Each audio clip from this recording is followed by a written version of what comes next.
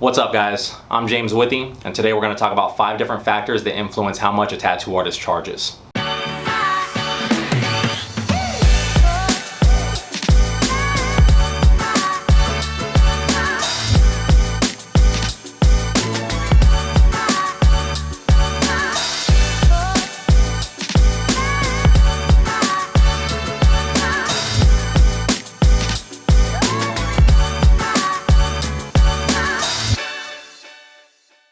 Alright, so in my last video I discussed 3 different ways that tattoo artists structure their pricing, and today I'm going to go ahead and build on that and work towards the demystification of this entire how much the tattoos cost type of subject by talking about 5 different factors that influence how much an individual artist charges. So I have separated those factors into 5 different categories, and those are skill level, speed, notoriety, style, and location. Okay, so the first factor I'm going to talk about is skill level. Obviously, the better somebody is at tattooing, the better looking tattoos they create, the more people are going to be looking to get tattooed by them, and the more people looking to get tattooed by them, the more that person is going to be able to charge, the more that person will charge. So when I talk about skill level, basically there's 2 sides to it, right? There is the technical side, which basically means how straight the lines are, how solid the color was packed, whether or not the tattoo was executed in a way that doesn't overwork the skin and makes it so it's going to get a good heal. And then there's the artistic side, which basically means how visually appealing the tattoos they're creating are. So, composition, how things are placed and whether things are positioned properly, color choices, whether or not it was just a good drawing in general, that sort of thing.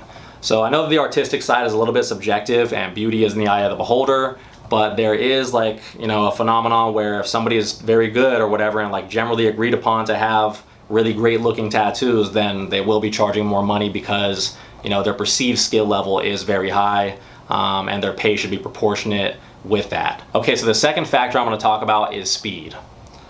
Anybody that knows me knows that I prioritize skill level over speed, and most good tattooers that I know also do that because at the end of the day it's better to have a good tattoo than a fast tattoo. But not all tattoo artists work at the same pace, and I have met many tattoo artists that are very good at tattooing and also fast at tattooing.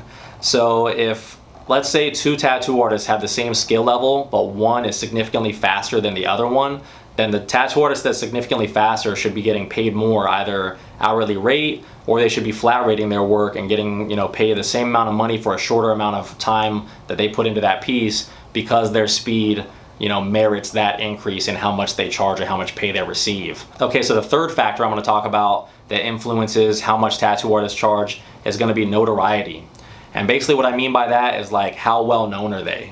What kind of pool of people do they have to draw from when they are selecting new clientele or taking on new tattoo projects? How many people know about them? How many people are trying to get tattooed by them? Now, notoriety can be built in a variety of different ways. Somebody could be very skilled and very fast at tattooing, and that alone could cause a little ripple effect that makes a lot of people talk about them. Clients are showing tattoos, and word of mouth can build that notoriety. So oftentimes notoriety is linked with skill and speed.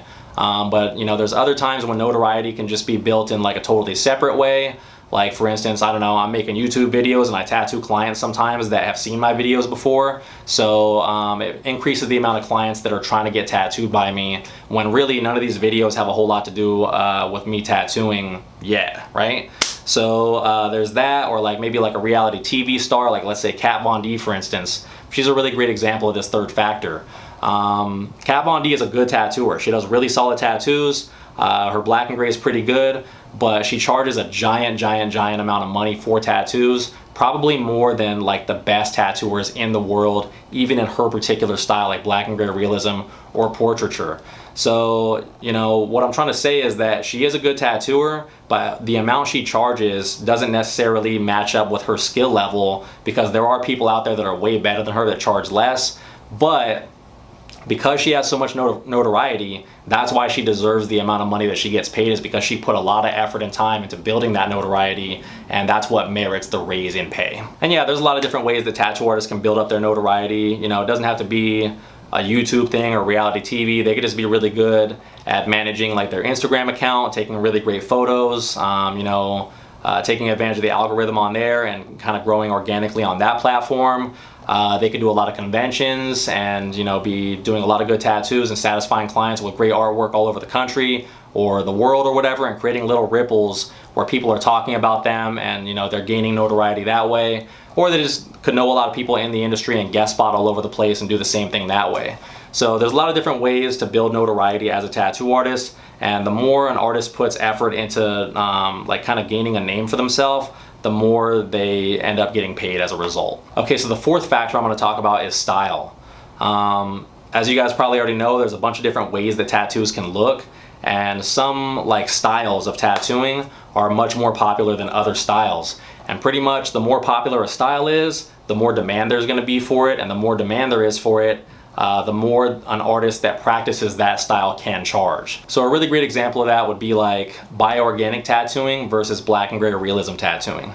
Bioorganic tattooing is basically a style of tattoos that was really popular like in the late 90s or early 2000s, and it's a really like awesome looking style of tattooing. It takes a lot of skill to be good at that style, but it's probably not as popular now as it used to be 10, 15, 20 years ago. And as a result, there's not like a giant pool of people out there that are pursuing artists that do that style and trying to get that style, unless they really particularly like the way that it looks, because it's a little bit more obscure, right?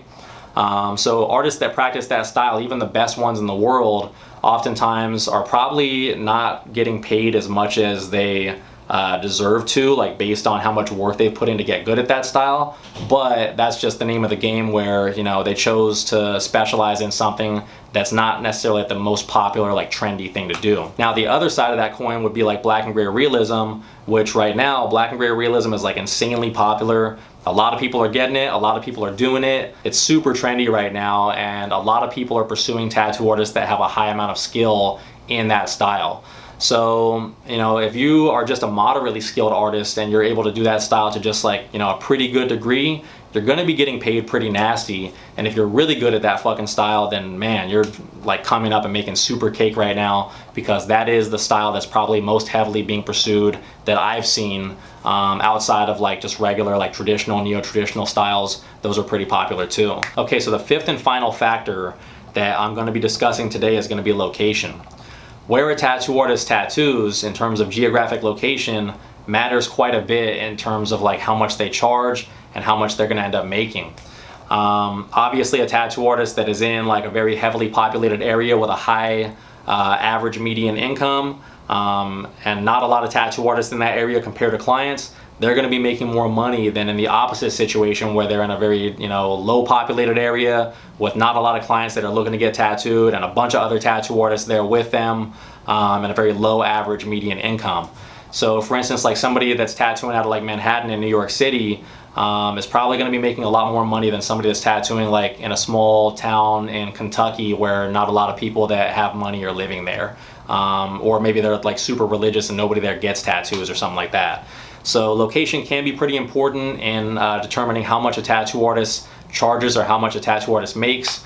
Not only in that respect, but also in terms of one city, like where a tattoo shop is located in that city and how nice the shop is and like what the shop environment is that the tattoo artist is working in.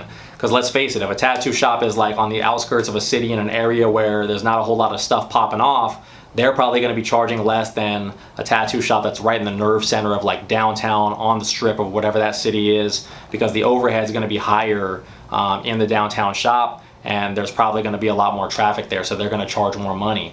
You know, with regards to the shop environment that I was talking about, if a shop is nicer and has a lot nicer decor and there's a lot more amenities there and all that sort of thing, then there's going to be a higher amount of expenses and overhead for the shop owner, and oftentimes shops will have like shop rates that everybody in that shop charges because of those expenses. They just want to be able to make sure as the shop owner that they're able to pay all their bills, so their artists charge a certain amount that kind of matches up with like the decor and the environment and their overhead and all that stuff. Alright, so that's about it for today's video, guys.